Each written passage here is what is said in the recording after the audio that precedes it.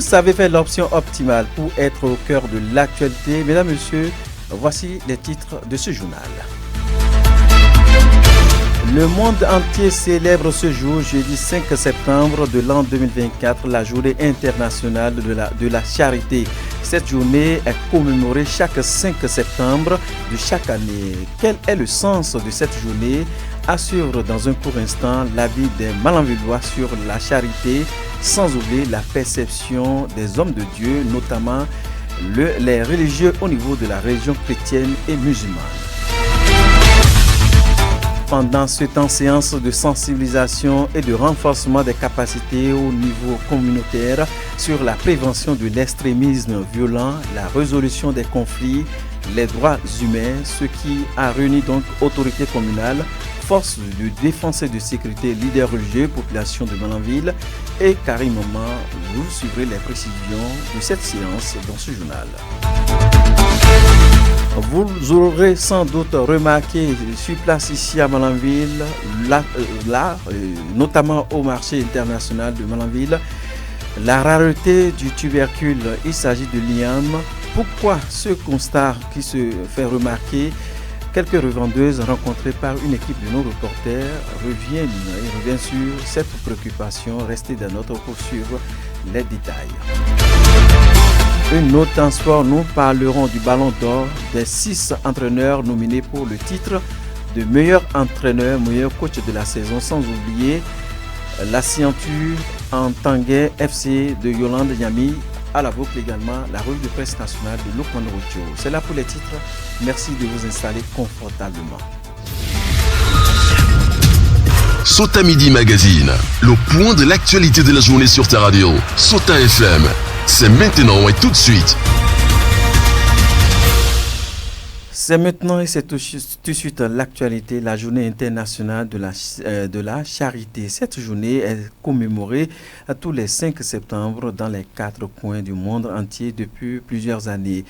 Qu'est-ce qu'on peut entendre par charité? À cette préoccupation, une équipe de la rédaction de Sota FM est allée au contact de la population malanvilloise.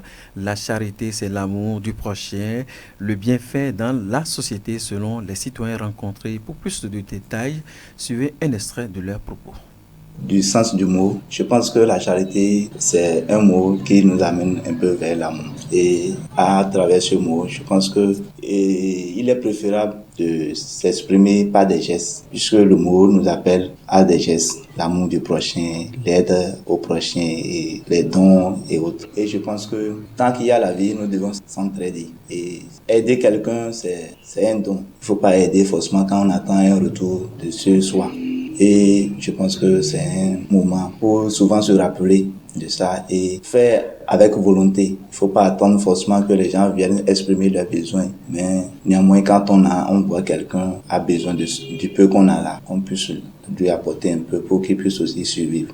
Bon, selon moi, vivre sans la charité, je vois que c'est quelque chose qui n'est pas trop possible. Parce que, bon, la charité, c'est genre quelque chose d'aider son prochain. Et bon, si ton prochain n'a pas quelque chose, le regarder souffrir, c'est pas quelque chose de bien. Donc, faut aussi aider son prochain. Selon moi, la charité, c'est de partager, aider son prochain.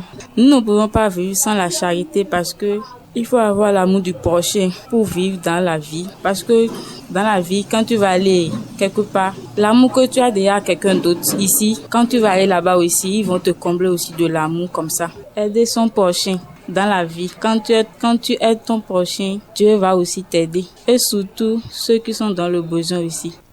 Et selon le père Adam Nabisekou, curé de la paroisse Notre-Dame de Sacré-Cœur de Malanville, la charité n'est rien d'autre qu'un sens de partage sans un retour. Je vous invite à le suivre.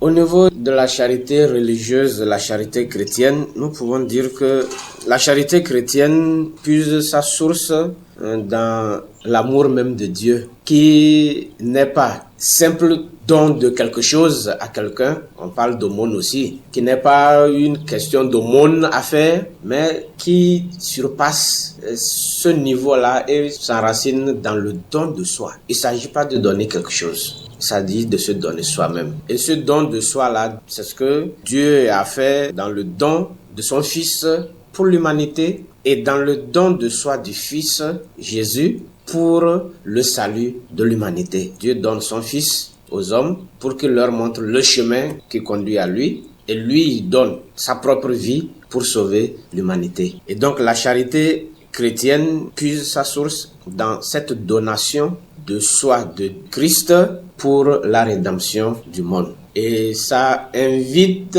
les adeptes ou les chrétiens, les fidèles, à imiter leur maître qui se donne sans calcul et qui se donne à tous. Donc cette charité-là n'exclut personne. Elle s'invite dans la vie de tout le monde, de tous ceux-là en particulier qui sont dans le besoin. On le fait parce que la personne est dans une nécessité. On le fait parce qu'on pense que c'est le bien que nous avions à faire ici et maintenant sans se soucier de qui ça bénéficie. Donc la charité, on va dire, n'a ni couleur, ni religion, ni patrie. D'une religion à une autre, que disent les saintes écritures au niveau de la religion musulmane sur la charité? Nous avons posé la question à un islamologue ici à Malanville. Ibrahim Adam, puisque c'est de lui qu'il s'agit, explique que selon le prophète, nul ne peut être justement un vrai croyant sans aimer son semblable en matière de charité. Extrait de ses propos.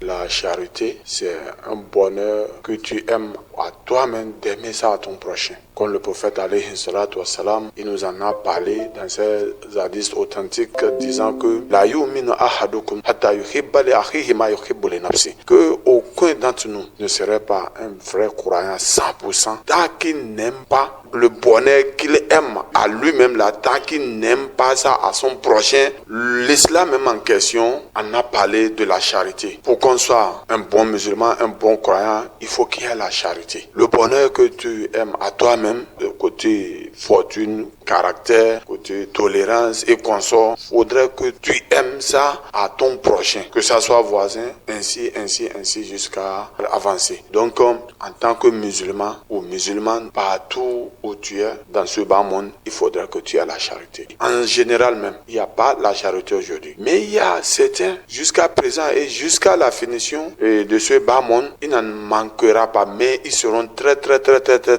minoritaires. Nos mauvais comportements, quelqu'un que tu vois en train de souffrir, en train de se tracasser des années et que tu l'appelles, mon frère, viens t'approcher, faut regarder, fais ça, c'est tant que je fais et je suis en train de vivre à travers cela, il sera la première personne à te créer tous les problèmes de la vie. Donc selon moi, ma compréhension, c'est ce qui a fait disparaître un peu la charité. À l'instant, Ibrahim Adam, il est islamologue rencontré sur place ici à Malanville. De cette actualité, on parle tout autre chose à présent. Depuis quelques jours, le nouveau IAM est disponible au Bénin, notamment sur place ici à Malanville, dans certaines localités de la commune de Malanville. Mais on constate ici que cette tubercule est rare sur le marché international de Malanville. D'après le constat fait par la rédaction de Sota FM, le nouveau IAM est disponible également sur le marché à une faible quantité. Pour les revendeuses rencontrées, plusieurs raisons expliquent sa rareté sur place. On les écoute. Les vendeurs de l'IAM appelaient depuis le mois passé et n'a pas la voie pour que les gens viennent payer de l'IAM.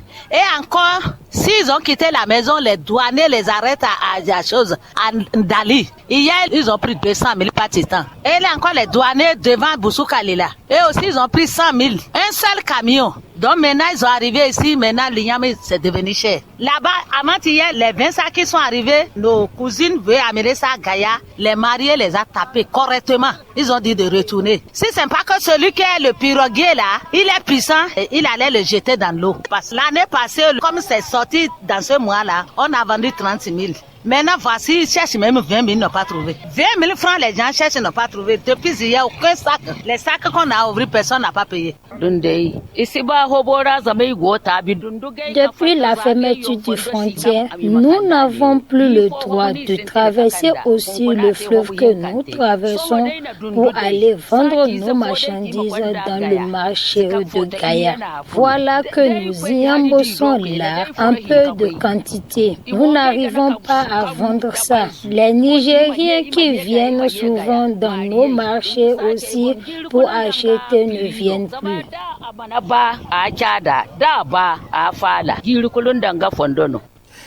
Ces revendeurs sont confrontés aujourd'hui à d'énormes difficultés sur le marché auquel il faut souligner la difficulté de transit de ces tubercules de Malanville pour Gaïa ou de Gaïa pour Malanville afin de pouvoir vendre ces denrées. Il faut préciser que c'est pourquoi ces derniers lancent cet appel à l'endroit des autorités compétentes et à divers niveaux de la commune. Extrait de leurs propos. Le président n'a qu'à nous ouvrir l'eau pour qu'on passe. Parce que c'est le mois de rentrée. On va payer les fournitures pour les enfants. Si c'est comme ça, beaucoup d'enfants ne vont pas aller à l'école cette année. On va enlever nos enfants. Ils n'ont qu'à fermer leur école. Beaucoup d'enfants ne vont pas aller parce que tu n'as pas trouvé l'argent. Qu'est-ce que tu vas donner à l'enfant? D'autres sont à Parakou, d'autres sont à Cotonou. Tu vas les donner les frais de transport, tu vas les donner ce qu'ils vont manger. Et il n'a pas la voix, on ne vend pas. Voici les ignames déposés. Donc il n'a qu'à nous ouvrir au moins l'eau là pour que les gens... Wallahi yo haikeba imachabe gwamnati ose kam lalle chimino ninze buleza kina de badayo dabu ima haro fieri se matike te manante.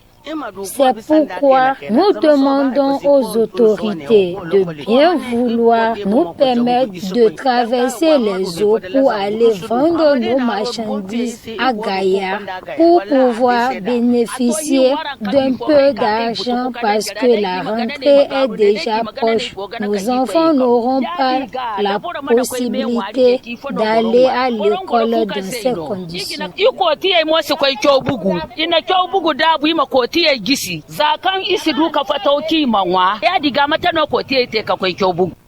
Mesdames, Messieurs, nous observons juste une courte pause. Sota Info Midi, le point de l'actualité sur ta radio. Séance de sensibilisation et renforcement des capacités au niveau communautaire sur la prévention de l'extrémisme violent, la résolution des conflits, les droits humains. C'est ce qui a réuni autorités communales, forces de défense et de sécurité, leaders religieux, population de Malanville et de Karimama et plein d'autres acteurs. La séance a eu pour cadre la Maison des Jeunes de Loisy de Malanville, une initiative de l'Organisation internationale pour les migrants en abrégé OIM à travers le projet promouvoir la coopération transfrontalière pour la prévention des crises et le renforcement des structures étatiques pour établir ou assurer la stabilité dans les zones frontalières fragiles. Suivez pour plus de précision Tamboura Idrissou Adama.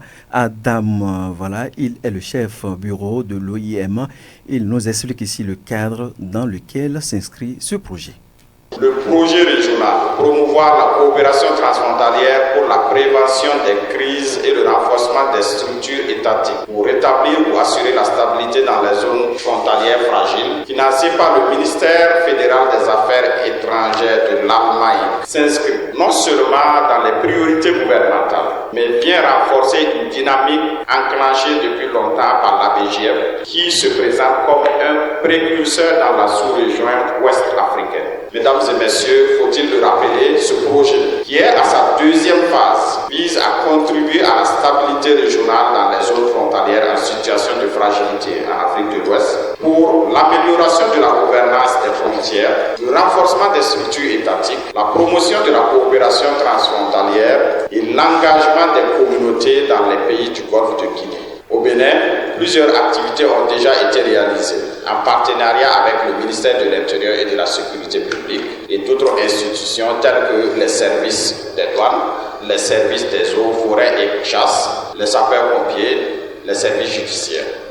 Représentant le maire empêché, le chef de l'arrondissement central de Malanville a souhaité d'entrer la bienvenue à l'assistance et le chargé de mission du préfet de la Limorie, représentant le préfet, lui qui a expliqué justement l'importance d'une telle initiative pour les autorités ainsi que pour la communauté vu l'insécurité qui sévit dans nos communautés. Sabi Assouma Bani, qu'on écoute. Cette initiative revêt une importance capitale pour notre région sous menace depuis un moment. Je voudrais tout d'abord exprimer notre profonde gratitude à l'Organisation internationale pour les migrants et à Madame la chef de mission ici représentée par le chef bureau pour leur engagement et leur soutien continu. Grâce à leur appui, nous avons pu mettre en place des mécanismes efficaces visant à renforcer la stabilité de nos zones frontalières et à promouvoir la coopération entre les communautés et les autorités. Notre région, comme beaucoup d'autres en Afrique de l'Ouest et dans le Sahel, fait face à des défis majeurs en matière de gestion et de sécurisation de ces longues frontières, souvent poreuses et éloignées. La criminalité transfrontalière est un fléau que nous devons combattre ensemble. Et c'est pourquoi cette initiative est si cruciale. Elle nous permet d'améliorer la gouvernance des frontières, de renforcer nos structures étatiques et de promouvoir la coopération transfrontalière pour un avenir meilleur et plus sûr pour nos communautés frontalières. Et je déclare sur ce propos ouverte la session. Dans son adresse à l'assistance, le chargé de mission du préfet de l'Algérie a invité les communautés à la prise en compte des informations et enseignements reçus et les exhorte à donner la bonne information aux forces de défense et de sécurité afin d'éradiquer l'extrémisme violent dans nos sociétés. Sabi Assouma Bani, qu'on écoute. Nous avons parlé tout au long de la session de la gestion de l'extrémisme violent. Nous avons reçu des informations, voire des enseignements. Je voudrais inviter surtout les communautés à la prise en compte de ces informations et enseignements. Parce que c'est vous la véritable cible. S'il ne tient qu'aux officiers ici présents, nous n'avons plus besoin de leur dire quoi que ce soit. Ils sont déjà formés pour. Et chaque jour que Dieu fait, ils s'adaptent à la situation. Ils sont d'une résilience terrible. Il n'y aura jamais sécurité sans des populations. C'est à vous de leur donner l'information sur l'ennemi. Et on ne vous demande pas de vous exposer. Informez-les, vous ne serez jamais démantelés. Je voudrais vous exhorter à être alors les informateurs privilégiés de la police républicaine et de tous les acteurs indiqués pour qu'on puisse maîtriser et même éradiquer le phénomène qui nous hante tous depuis quelques années. Mais quand je parle d'information, je parle de la bonne, donner des informations utiles, fiables. C'est sur ce mot d'exhorte et d'espoir que je voudrais, comme j'avais eu le privilège d'ouvrir officiellement cette session, de la refermer avec votre permission et souhaiter bon retour à tout un chacun de nous. Démarré ce mercredi 4 septembre 2024, la session en salle de la première journée a pris fin sur une note de satisfaction de tous les participants. Un match de football aura lieu ce jeudi 5 septembre 2024 et ce match opposera les communautés à la base et la police républicaine. Puis vendredi, des démonstrations de secours de premier degré qui permettront justement aux populations elles-mêmes de se prendre en charge en cas de situation. De cette actualité, on est au plan local, lavage automoto dans plusieurs villes du Bénin. Cette activité n'est pas en marge dans la ville de Malanville. C'est une activité qui fonctionne de façon périodique. Par ailleurs, l'exercice de ce métier n'est pas sans difficulté. Les spécialistes en la matière, des lavages moto et auto, sont souvent confrontés à des problèmes comme le manque d'eau, de fortes coupures d'énergie électrique de la Société béninoise d'énergie électrique. Que comprendre réellement de ce métier? Pour comprendre cette préoccupation, une équipe de la rédaction de SOTA FM est allée au contact de ses responsables. Écoutons un extrait de leurs propos. Dans les saisons pluvieuses, vraiment, il y a beaucoup de travail. Mais dans les saisons sèches, il n'y a pas beaucoup de travail. Parce que ce n'est pas tout le monde qui va amener sa moto, on va laver ça. Parce que ce n'est pas trop sale, quoi. Donc, ceux qui sont au service, c'est eux qui peuvent amener. À saison pluvieuse, les gens ne vont pas trouver le temps pour bien laver les motos. Parce que partout dans Malanville, il y a trop de l'eau. La voie n'est pas bonne. Il faut qu'un vrai laver, et qu'avoir tous les matériels pour bien laver les motos, les voitures, pour que ça serait top, quoi. Les motos, on fait ça à 500. Mais si la personne vient il dit que lui n'est pas 500, on va voir pour gérer comment on va lui faire ça, quoi. À propos des voitures encore, c'est à 2000. Mais il y a les gens qui disent que eux n'ont pas 2000. Il peut donner 1500, 1000 francs, on va les faire ça. Nous tous, on cherche un peu. Dans notre métier, parfois l'eau nous manque, on fait trop de coupures. Au travail là, c'est laver, non. Ça fait un peu, il est allé. Mais il est venu beaucoup, 1 semaine, 2 semaines, tu es venu, tu vas t'asseoir free 2 semaines. Mais 1 semaine, tu vas faire un peu. 500, je vais laver ça, moto. Mais quelqu'un il est venu, il faut laver bien là. Quelqu'un il est donné toi 300, 400. Mais toi, tu connais quelque chose, il est à la maison, tu vas faire. Prix de mois, je vais faire, c'est 500. Mais maintenant, il est sale beaucoup, hein. Voilà, 500. C'est 1000 francs, il est beaucoup. Je vais laver 2000, 1500. Mais quelqu'un il est donné 1000 francs. Le problème là, Saboun, l'argent, ça fait beaucoup. De l'eau, un bidon, 50 francs. De l'eau, il est beaucoup, les 25, c'est bon. Mais maintenant, 50 francs, un bidon. Tu vas laver moto. Au même moment, les spécialistes en lavage moto-auto appellent ses collègues à prendre soin de leur garage pour mieux attirer la clientèle et profitent de la même occasion pour exhorter les autorités compétentes, notamment de la Société béninoise d'énergie électrique SBE en abrégé, à leur fournir de l'énergie en plein temps. Extrait de son propos. On veut que les gens de SBE qui nous donnent chaque fois de l'eau, que nous voient au niveau de l'eau, quoi. Parce que chaque fois s'il y a coupure, là le lavage ne va pas évoluer. Parce que les clients vont se fâcher et ils vont partir. Mesdames, Messieurs, à présent nous dressons le tapis vert, c'est pour les nouvelles sportives.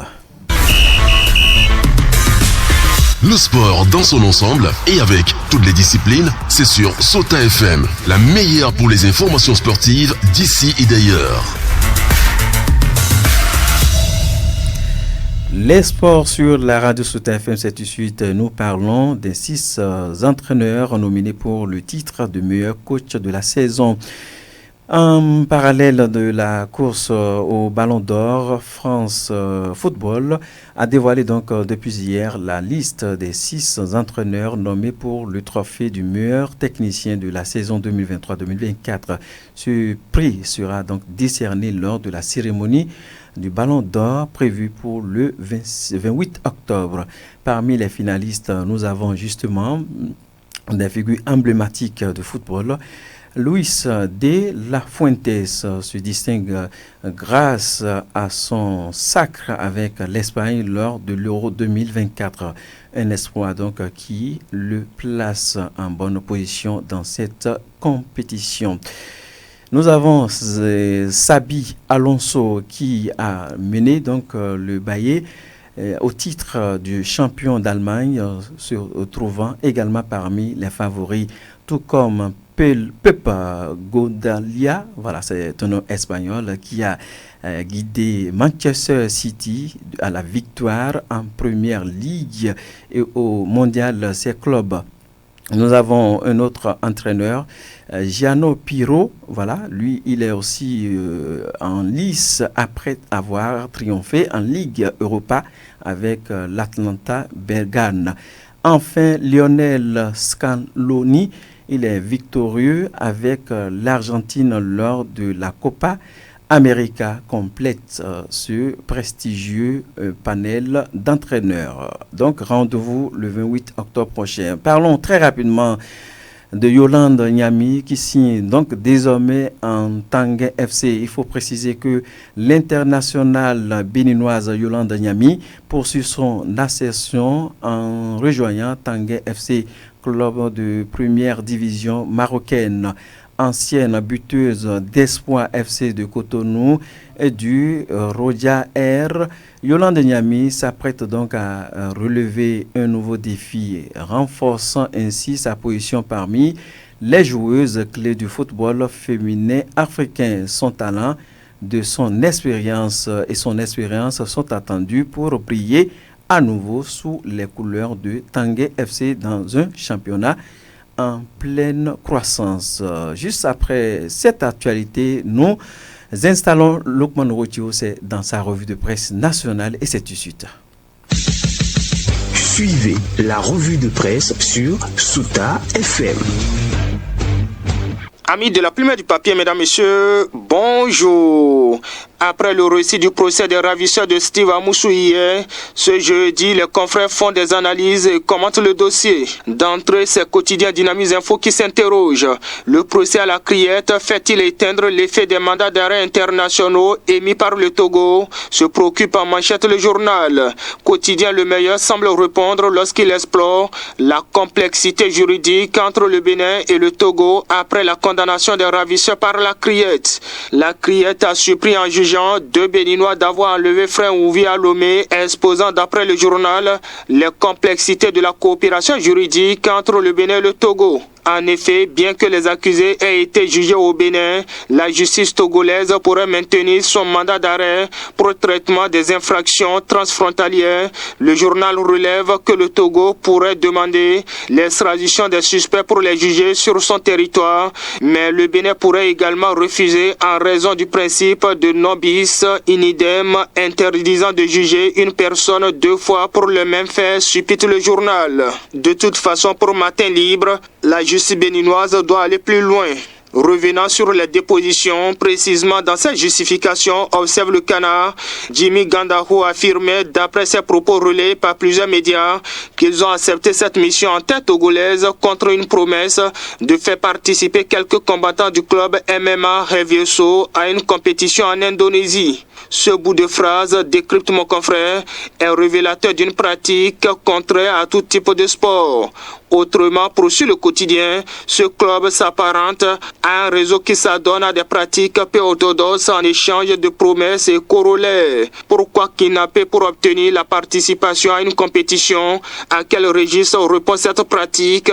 Se demande Matin Libre qui souligne que dans un pays sérieux où tout se fait en respect des législations en vigueur, une telle déclaration mérite la dissolution pure et simple de ce creuset. D'ailleurs, à l'instar de Candide Azanaï, des voix s'élèvent pour appeler au démantèlement du MMA, présenté comme une menace pour la quiétude des populations. Critique mon confrère qui invite la justice à aller plus loin dans cette procédure, afin que plus jamais de pareilles pratiques ne puissent trouver place dans notre pays. Pour le pays émergent, la justice rime avec spectacle au Bénin.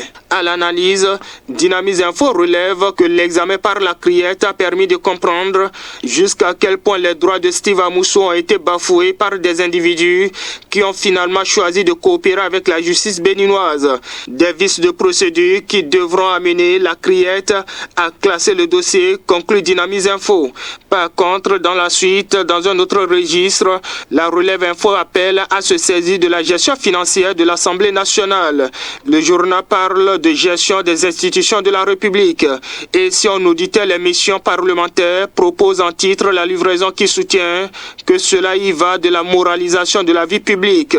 Pendant ce temps, une ère s'ouvre sur les chefferies traditionnelles, annonce le matinal. Le journal rapporte que le Conseil des ministres, en sa séance ordinaire d'hier, mercredi 4 septembre, a adopté le projet de décret transmettant à l'Assemblée nationale pour examen et vote le projet de loi portant cadre juridique de la chefferie traditionnelle en République du Bénin. Le quotidien fait un zoom sur les grands axes du projet et retient, entre autres, que son contenu, 3 catégories d'autorités relevant de la chefferie traditionnelle.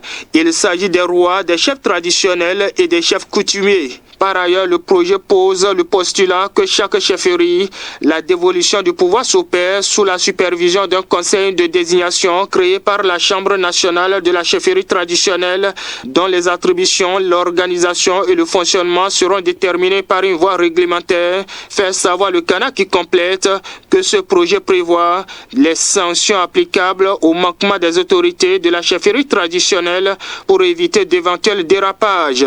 Si pour le Canada du Nord, on s'achemine vers un cadre légal de la chefferie traditionnelle, en commentaire, Fraternité estime que cette loi constitue une plus-value pour les rois et une fin de règne pour les fauteurs de troubles.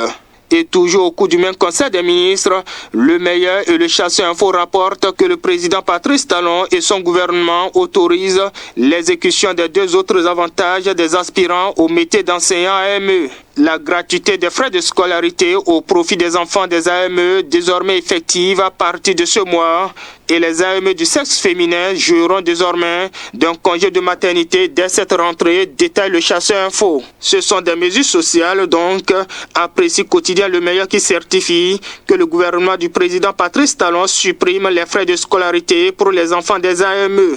Et dans le reste, 2 cadres de la mairie de Natitingou quittent leur poste. L'information est rapportée par Quotidien Soleil Levant qui précise qu'il s'agit en effet de la personne responsable des marchés publics PRMP et du directeur des services techniques DST. Ces 2 cadres ont choisi de quitter leurs fonctions, laissant place à des interrogations au sein de l'administration communale, souligne le Quotidien, pour lequel ces 2 démissions, selon le SE, sont motivées par des raisons personnelles. Et donc, départ inattendu mais sans tension interne, titre le journal. Et au-delà, cette démission suscite questionnement chez le Canada du Nord. Est-ce l'échec de la réforme dans le secteur de la décentralisation au Bénin? Se préoccupe en titre le journal. Sans commentaire, mesdames, messieurs, ainsi va l'essentiel de l'actualité, tel que traité par les publications ce jeudi. Fin de cette revue. Merci de m'avoir suivi. À demain. C'était la revue de presse sur Sota FM.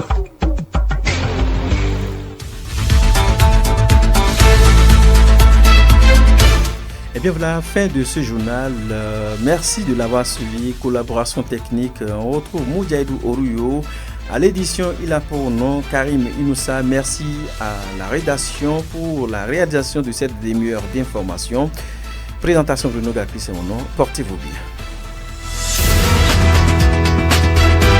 C'était Sota Midi Magazine, le rendez-vous informatif de la mi-journée sur Sota FM, la radio de l'espoir. Merci pour votre fidélité. Dans la Liborie, la différence a un